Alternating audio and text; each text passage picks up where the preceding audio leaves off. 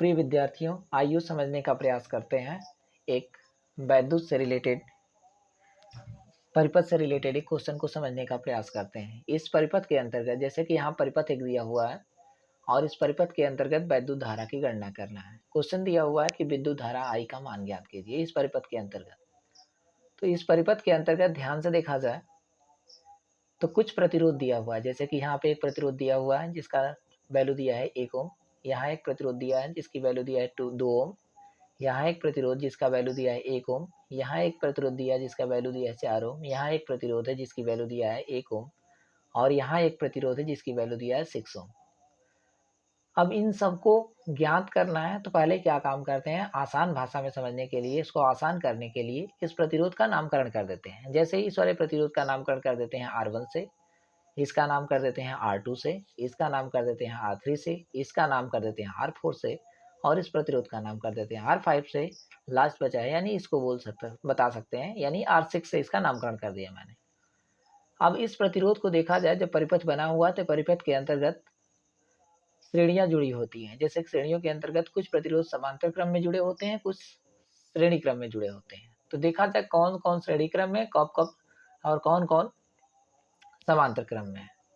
तो ध्यान से देखा जाए तो ये प्रतिरोध, ये प्रतिरोध, ये प्रतिरोध श्रेणी क्रम के अंतर्गत जुड़े हैं। आज जब श्रेणी क्रम के अंतर्गत जुड़े हैं तो श्रेणी क्रम के अंतर्गत का फार्मूला ध्यान से देखा जाए तो फार्मूला होता है R डैश बराबर, यानी जो भी प्रतिरोध होंगे उन सबको जोड़ने के लिए यहाँ पे हमारे पास प्रतिरोध है 3, 1, 2, 3 प्रतिरोध है, अर्थात बन जाएगा यहाँ पे ध्यान से देखा जाए तो R3, R4 और R5, यानी R3 plus R4 plus R5 और सबकी वैल्यू पुटअप करके जोड़ देंगे, यानी R3 की वैल्यू 1, R4 की वैल्यू 4 और R5 की वैल्यू 1।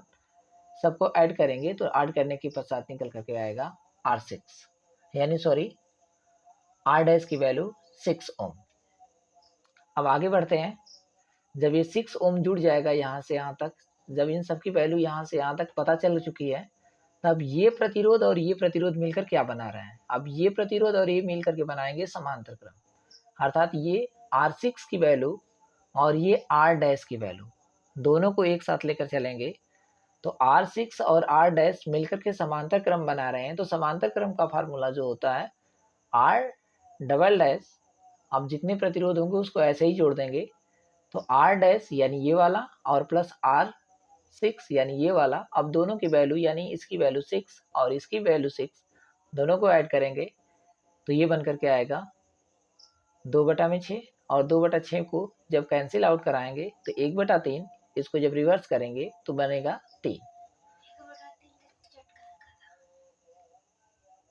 अब यहाँ से लेकर चलेंगे तो परिपथ के अंतर्गत अब मैंने क्या काम कर लिया, ये परिपथ को ऐड कर लिया, यहाँ से यहाँ तक पूरा परिपथ कंप्लीट हो चुका।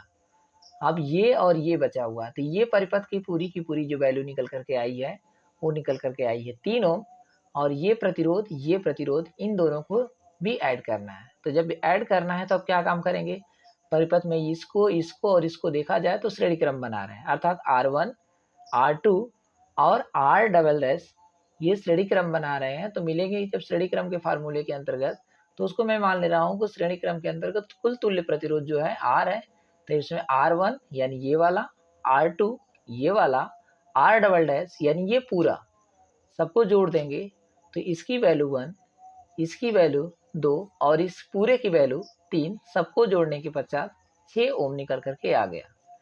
अब क्या काम करना है, इस परिपथ के अंतर्गत मुझे जब निकालना है कि पूरा का पूरा धारा कितना होगा, तो हम तुल्य प्रतिरोध, पूरे परिपथ का तुल्य प्रतिरोध निकाल चुके हैं। पूरे परिपथ का वोल्टेज दिया हुआ है 12, अर्थात विभवांतर 12 वोल्ट है। अब निकालने के लिए ओम का नियम लगाएंगे तो ओम के नियम के अनुसार R बराबर V/I होता है। अब यहाँ से इसको जब रिप्लेस करेंगे तो I बराबर V/R होगा। V की वैल्यू पुटअप करेंगे 12 और R की वैल्यू पुटअप करेंगे यहाँ से 6। अब दोनों को कैंसिल आउट कराएंगे तो निकल करके आएगा I की वैल्यू 2 एम्पियर।